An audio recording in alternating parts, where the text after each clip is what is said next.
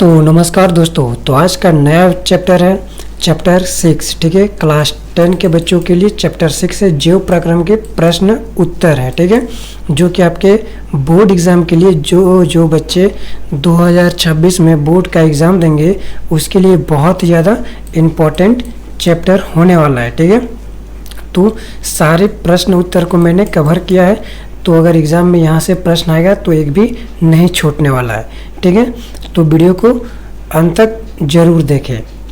तो चलो सबसे पहला स्टार्ट करते हैं हम लोग।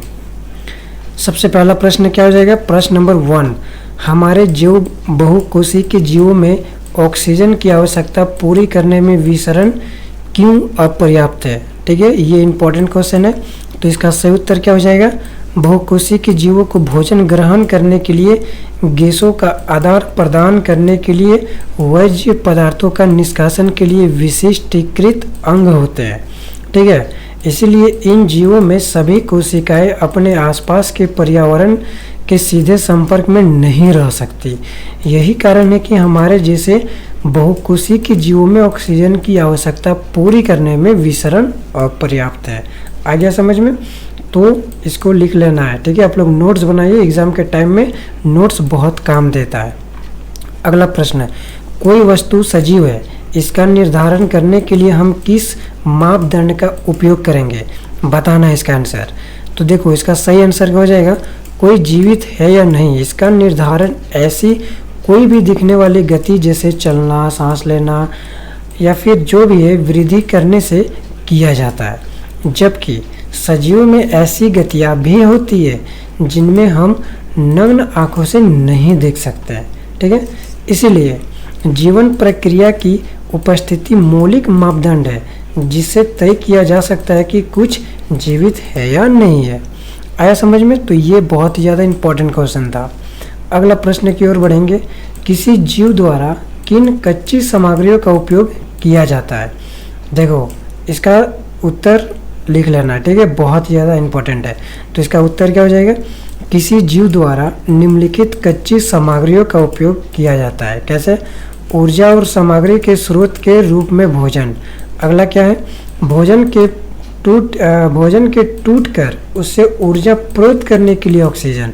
ठीक है, अगला क्या है? शरीर के अंदर भोजन तथा अन्य कार्यों के उचित पाचन के लिए पानी। ठीक है, अगला प्रश्न क्या है? जीवन के अनुरक्षण के लिए आप किन प्रक्रमों का आवश्यक मानेंगे? ठीक है, तो इसका सही उत्तर क्या हो जाएगा? जीवन के अनुरक्षण के लिए जीव प्रक्रिया जैसे कि पोषण, उत्सर्जन, श्वसन, परिवहन आवश्यक है। देखो ये सब अगर नहीं होगा तो जीव उत्पन्न हो ही नहीं सकता। आया समझ में? ये देखो इम्पोर्टेंट क्वेश्चन है, ये 2021 में पूछा गया क्वेश्चन था। ठीक है, स्वयंपोषी और विषमपोषी में क्या अंतर है? ठीक है, 2018 में पूछा था, 2020 में पूछा था, 21 में पूछा था, 23 में पूछा था, तो हो सके 26 में पूछेगा। तो इसको देख लो। सबसे पहला है यहाँ पे स्वयंपोषी। ठीक है, स्वयंपोषी भोजन को सरल अकार्बनिक कच्चे माल जैसे जल और CO2 के संश्लेषित किया जाता है। विषमपोषी में क्या है? भोजन का प्रत्यक्ष या अप्रत्यक्ष रूप से प्राप्त किया जाता है। भोजन को एंजाइम की मदद से तोड़ा जाता है। ठीक है, अगला क्या है? क्लोरोफिल की आवश्यकता होती है। ठीक है, स्वयंपोषी में क्लोरोफिल की आवश्यकता होती है।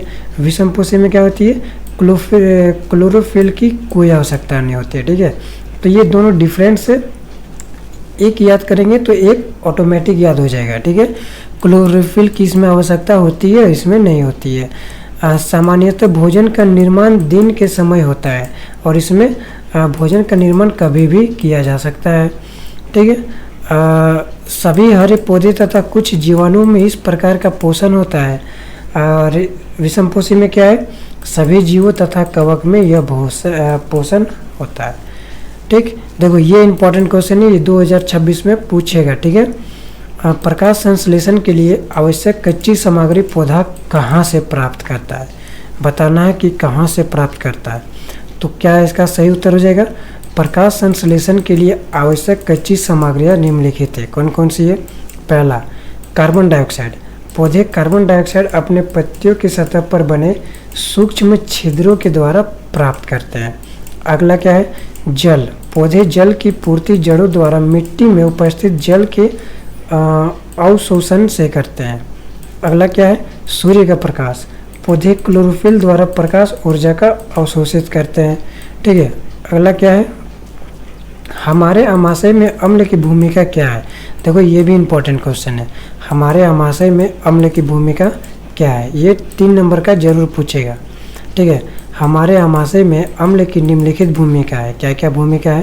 पहला पॉइंट, आमाशय में स्थित हाइड्रोक्लोरिक अम्ल भोजन के टुकड़ों को घोलने में मदद करता है तथा अम्ल माध्यम तैयार करता है। इस अम्ल माध्यम में एंजाइम पेप्सिनोजेनेन के पेप्सिन में परिवर्तित करता है, जो कि प्रोटीन पाचक एंजाइम है। देखो ये थोड़ा याद करने में हार्ड लगेगा, बट याद हो जाएगा। ठीक है। अगला पॉइंट क्या है, यह भोजन के साथ प्रवेश करने वाले बैक्टीरिया तथा सूक्ष्म जीवों को नष्ट करता है। आया समझ में। अगला प्रश्न देखते हैं, पाचक एंजाइमों का क्या कार्य है। बताना है कि पाचक एंजाइमों का क्या कार्य है। तो क्या कार्य है, एमिलेस, लाइपेज और पेप्सिन और स्ट्रिप्सिन इत्यादि जैसे पाचन एंजाइम भोजन को सरल कणों में तोड़ने में मदद करते हैं।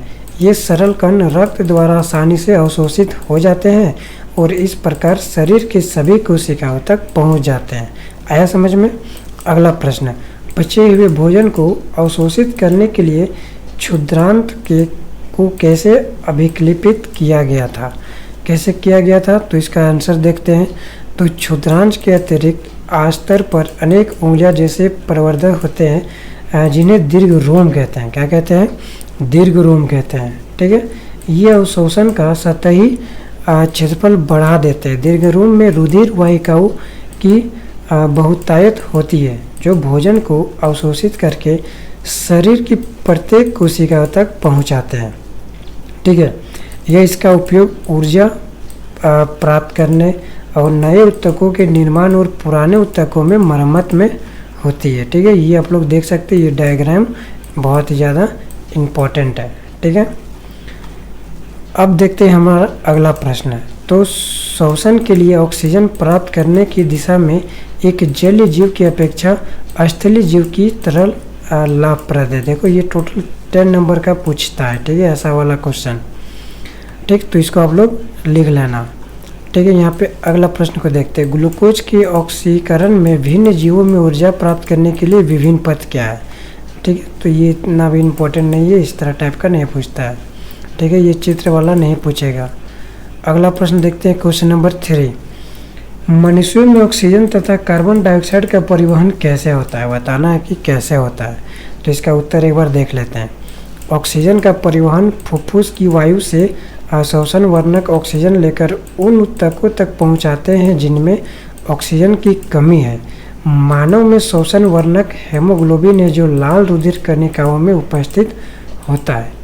ठीक है। कार्बन डाइऑक्साइड का परिवहन, कार्बन डाइऑक्साइड में जल में अधिक विलय है और इनके लिए इसीलिए ज़्यादातर शरीर के ऊतकों हमारे रक्त प्लाज्मा में विलय अवस्था में फेफड़ों तक ले जाता है। ठीक है, ले जाया जाता है, जहाँ यह रक्त से फेफड़े के हवा में फैल जाती है और फिर नाक के द्वारा बाहर निकाल दिया जाता है। आया समझ में। अगला प्रश्न को देखते हैं, गैस के विनिमय के लिए मानव फुफ्फुस में अधिकतम क्षेत्रफल को कैसे अभिकल्पित किया गया है। बताना इसका उत्तर। तो इसका उत्तर क्या हो जाएगा, फुफ्फुस के अंदर अनेक कोशिकाएं होती है जो एक सतह उपलब्ध कराती है जिससे गैसों का विनिमय हो सकता है। कोशिकाओं में भित्ति में रुधिर वाहिकाओं में विस्तृत जाल होता है। जब हम श्वास अंदर लेते हैं, हमारी पसलियाँ ऊपर उठती है और हमारा डायफ्राम चपटा हो जाता है। ठीक है, तो इसको आप लोग लिख लेना। अगला प्रश्न की ओर देखते हैं, मानव में वहन तंत्र के घटक से कौन घटकों का कार्य करता है। देखो इस तरह टाइप का एग्जाम में नहीं पूछता है। ठीक है, इसलिए इसको स्किप करते हैं। अगला प्रश्न, स्तनधारी तथा पक्षियों में ऑक्सीजन, इस तरह टाइप का बिल्कुल भी नहीं पूछेगा। ठीक है, इस तरह टाइप का भी नहीं पूछेगा और इस तरह टाइप का भी नहीं पूछेगा। ठीक है, पादप में भोजन का हस्तांतरण कैसे होता है। देखो अगर ये सब आप लोग को इम्पोर्टेंट लग रहा है तो आप लोग स्क्रीनशॉट मार लेना और इसका उत्तर लिख लेना, ठीक है। इसका स्क्रीनशॉट मार लो, 5 का भी स्क्रीनशॉट ले लो क्योंकि ये इम्पोर्टेंट है, ठीक है। आया समझ में। अब हम लोग देखते हैं अगला प्रश्न यहाँ से, क्वेश्चन नंबर 2। उत्सर्जी उत्पाद में छुटकारा पाने के लिए पादप किन विधियों का उपयोग करता है, बताना है। तो इसका भी उत्तर आप लोग लिख लेना, ठीक है। इसका भी उत्तर लिख लेना आप लोग। अब यहाँ से अभ्यास के प्रश्न उत्तर स्टार्ट हो जाते हैं, ठीक है। तो एक बार एक नज़र डाल देते MCQ पर। तो मनुष्य में वृक्क एक तंत्र का भाग है जो संबंधित है, किससे संबंधित है, तो उत्सर्जन से संबंधित है, ठीक है। अगला प्रश्न, पादप में जाइलम उत्तरदायी है, क्या उत्तरदायी है, तो ये उत्तरदायी का जल का वहन, यानी कि ऑप्शन नंबर ए बिल्कुल करेक्ट आंसर है। स्वपोषी पोषण के लिए आवश्यक है, क्या आवश्यक है, तो उपरोक्त सभी, यानी कि कार्बन डाइऑक्साइड तथा जल, क्लोरोफिल, सूर्य का प्रकाश, ये तीनों इम्पोर्टेंट है, ठीक है। क्वेश्चन नंबर 4, पायरूट के विखंडन से यह कार्बन डाइऑक्साइड, जल तथा ऊर्जा देता है और यह क्रिया होती है, कैसे होती है, तो यह होती है माइटोकॉन्ड्रिया से, ठीक है। ऑप्शन नंबर बी जो है बिल्कुल करेक्ट आंसर है। आए समझ में। तो ये सब आप लोग लिख लेना, ये सब इम्पोर्टेंट है, ठीक है। वायु शोषण और अवशोषण, ठीक है। यदि आप लोगों को इसका नोट्स चाहिए तो हमारे टेलीग्राम चैनल को ज्वाइन कर लीजिएगा, वहाँ पे आप लोगों का नोट्स मिल जाएगा, ठीक है। तो मिलते हैं नेक्स्ट वीडियो में, तब तक के लिए धन्यवाद।